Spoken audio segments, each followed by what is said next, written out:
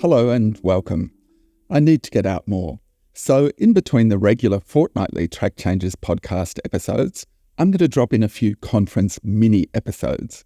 The first of these snack-sized podcasts is on sustainable food production, which is a crucial issue given the need to ensure food security and planetary sustainability.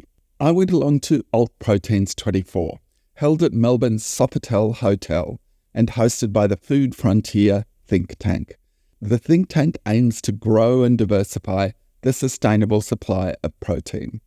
Partly they're encouraging plant-based meat alternatives that look, cook, sizzle and taste like meat. And just based on the conference lunch, I can give those products a thumbs up. But the think tank is also involved in what I guess you could describe as more of the frontier part of the equation. And there are two high-tech parts to that. One uses precision fermentation to produce animal foods without the animals by taking the genetic code for an animal fat or protein, introducing it into a microorganism, and then brewing it. It's a process that builds on the sort of processes that have been used for a long time to produce rennet and insulin. Secondly, they're also focused on developing a cell-based meat sector, which will grow meat directly from cells in large steel cultivated tanks. The first and only cultivated meat product on the market to date is cultivated chicken, which was approved for sale in Singapore a couple of years ago. The product is made by Good Meat, a company which promotes itself as providing meat without slaughter. So first up, we're going to work the conference lobby with a few vox pops from Jess, Nick, Stuart, May and Jack. Then you'll hear some of my interview with Food Frontier founder and chair Thomas King. And finally, we're going to tune in to hear from Food's $1 billion man. That's Andy Jarvis, director of the Future of Food program with the Bezos Earth Fund.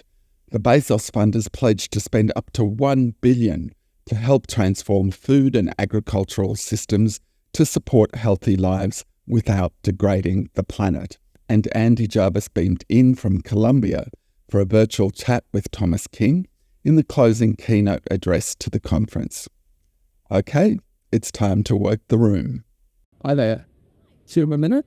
Yeah, my name's Murray Griffin. I'm with a podcast called Track Changes. And I just had three quick questions. Your first name, the organisation you represent, and why this conference is important, why it's important to expand the alternative protein sector. Oh, that third one's a heavy one. My name is Jess. I work for a company named Merck Life Science. It's incredibly important for us, for our future, but our future's future. I'm 7 months pregnant, so I've got a pretty new perspective on the longevity of life and how the food chain and food systems are going to look in the next 60, 80 years. And it's important to start making that change now. Wonderful. Thanks very much, Jess. Hi there. Can I ask you three questions? Sure. Could you tell me your first name, the organisation you're from, and what it does, and why this conference is important to you, why it's important to grow the alternative protein sector? I'm Nick from Ag Food Fund, so we invest in, obviously, ag food companies.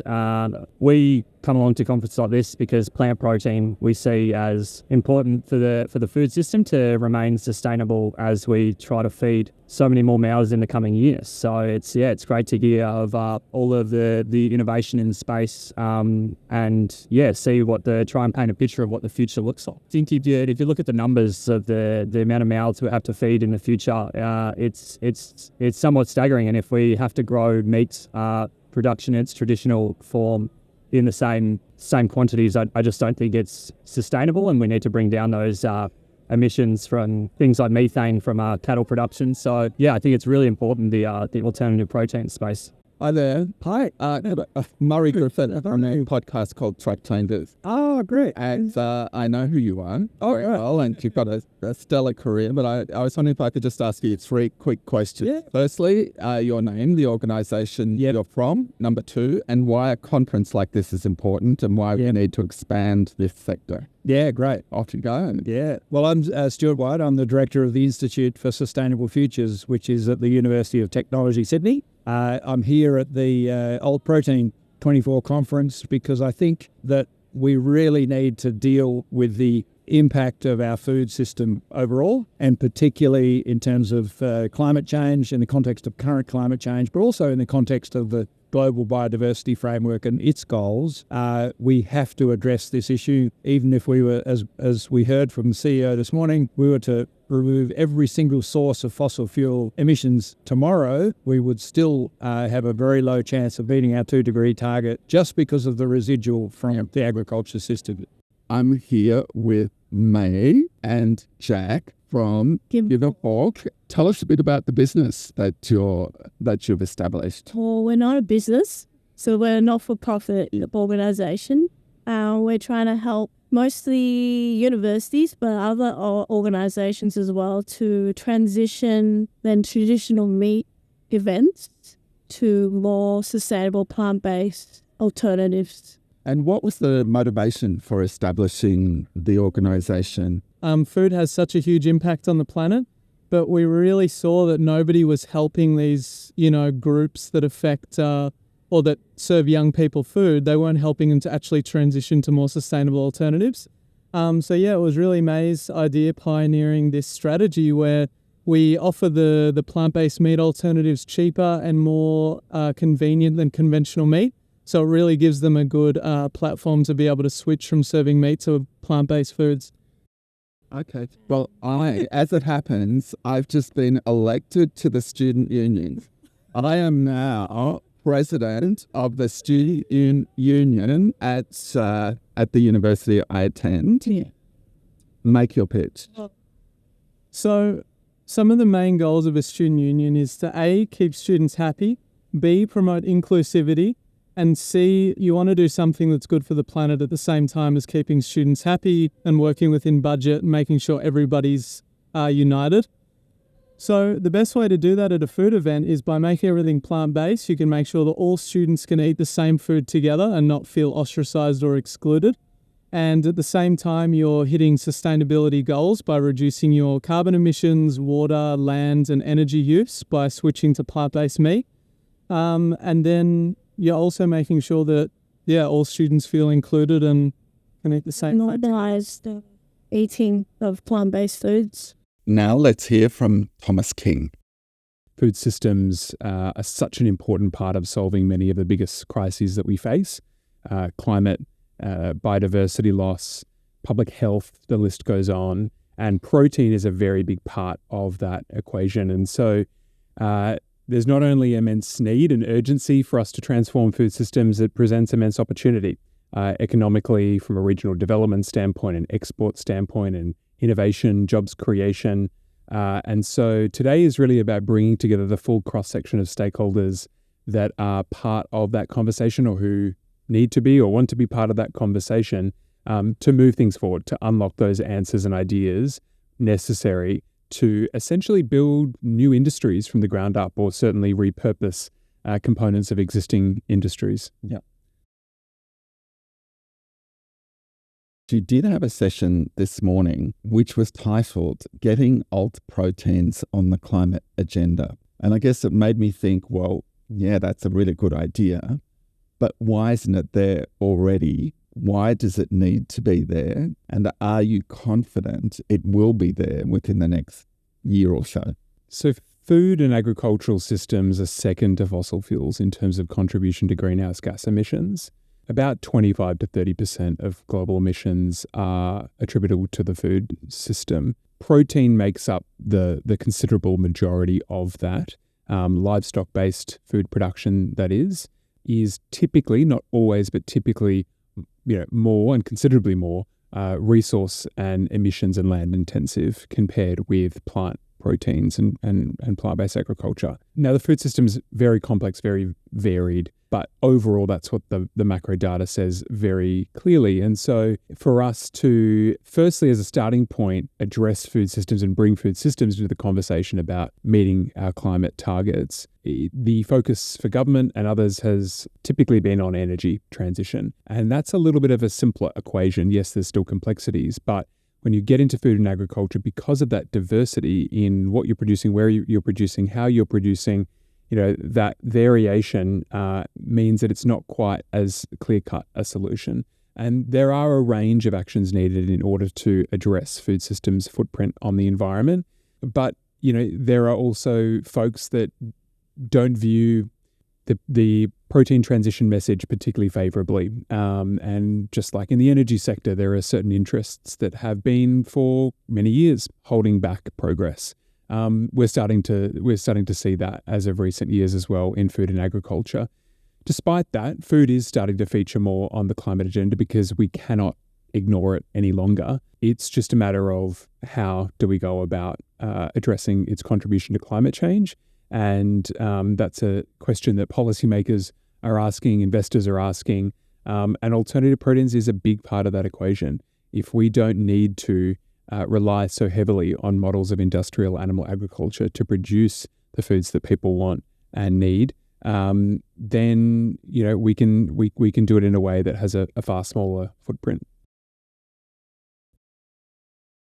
We often look at climate change technology options and the issue of deploying them at scale in terms of, I guess, the lens of bringing up supply, large-scale supply, and boosting demand. When you look at alternative proteins through that same lens, how well are we doing so far? And, what are the three big-ticket items, or one or two big-ticket items that could make a difference either on the supply side or the demand side?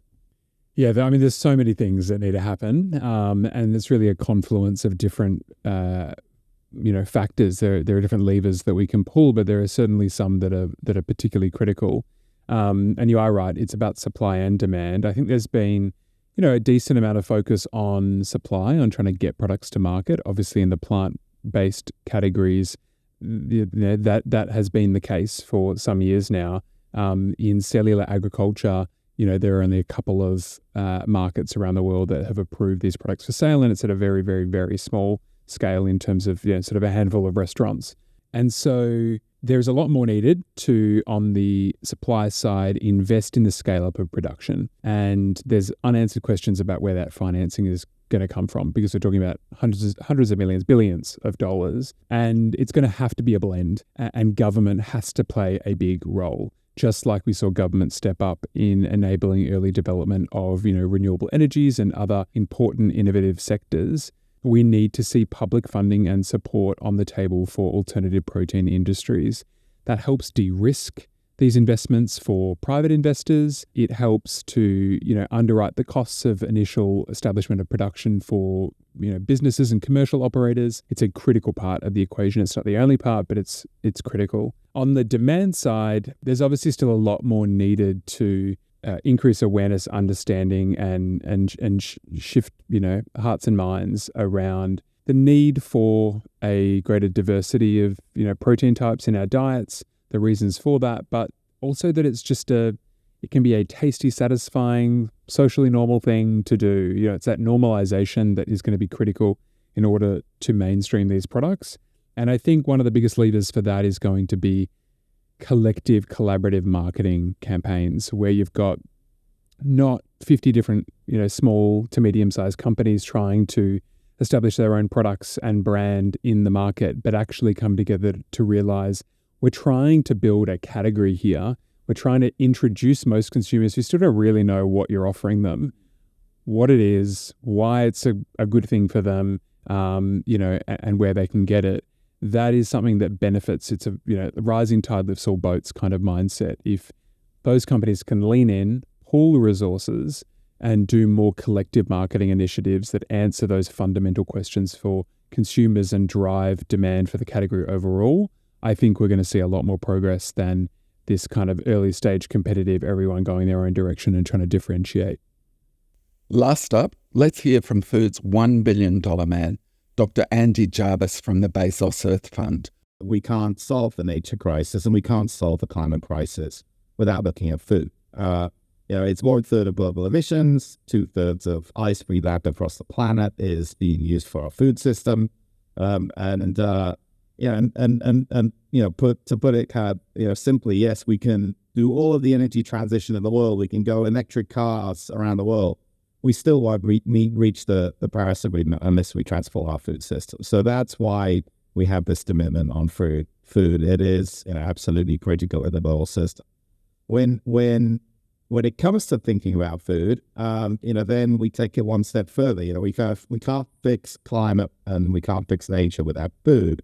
We can't fix the food system without looking at protein. And so that's been the vast majority of our initial attention of the last 2 years has been this area of sustainable protein. And that's because, well, I said 1/3 of global emissions is for food. Well, half of that has come from animals. And 2/3 of ice-free land is being used for our food system. Well, 80% of that is for animal source food. So this is the first port of call that we've got to look at. And so it's been the primary goal of ours over these last 2 years for a lot of our brand making. The beauty of the food system is its diversity, right? You have 8 billion consumers around the world, 10 billion shortly. You have enormous diversity in religions, in budgets, in cultures, in values, in tastes, all of these kinds of things. And it's very different to energy. Energy is a quite simple solution. We just need to move off fossil fuel generation of energy into renewables, right? And for the 8 billion consumers out there, well, not all of them have access to electricity, but those that have access to electricity, it doesn't matter. You flick a switch, if it goes on. It's not really, whether it's coming from renewable or fossil fuel is not necessarily such an issue. Food is a lot more personal. It's a lot more, it's something that goes deep into our culture. And so we have to be respectful of that. And so we've taken this kind of what we call the yes and approach to things. And it's recognized that we need 1,000 flowers to bloom. There is no silver bullet in this. There are lots of solutions that all need to get working, all together, right? And I think we've got to get off out of being quite religious or fanatical about this is the solution or that's the solution. It's multiple solutions. So our approach to sustainable protein is very much in the vein of that. We actually do stuff on livestock. How can we reduce emissions? How can we, reduce the methane side of things? How can we get deforestation out of supply chains and value chains? And recognizing, for the decades to come, livestock is an enormous enterprise that we need to tackle. So yes, we need that, and we need alternatives. And so that's our work on the alternative protein side. The ROI on the alternative protein side really is market share. You have these ridiculous numbers. I always said it's 1/3 of emissions, 2/3 of ice-free land, large portion of that coming from animal source foods. Well, we've got demand going to increase by 50% for those animal source foods. There is simply no planet left. There is no carbon budget left if that is delivered with conventional animal source foods. So we see it's an imperative. Alternative proteins have to survive. They have to basically take that market share. So that's our ROI. How do we get that market share? It's just a journey. It's just like, we use the example of solar panels.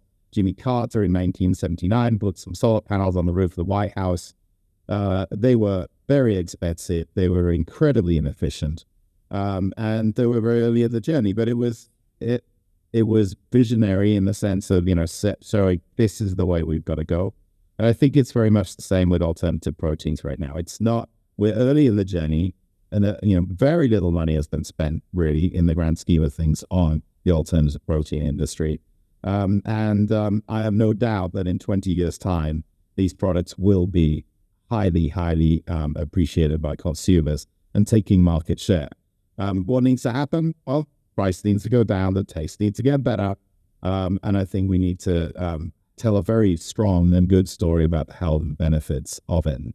The call to action on this is primarily to governments. Invest, right? You need to support this. The counterfactual on this is right now in subsidies to animal source food, there's hundreds of billions every year being spent in terms of support. The government's providing subsidies to the livestock industry, right? If all, in all time, different kind of numbers get thrown around, 30, 16, $17 billion in alternative proteins in all of time. That gets spent in 3 weeks on animal source foods around the world, right? I mean, you have to give this a chance. I think governments need to invest. And they need to invest, we look at it from a sustainability angle, others could look at it from a health angle, but they need to invest because this is an economic opportunity. This is a new industry, and just like solar panels right now is an enormous sector. Renewable energy is the place to be right now.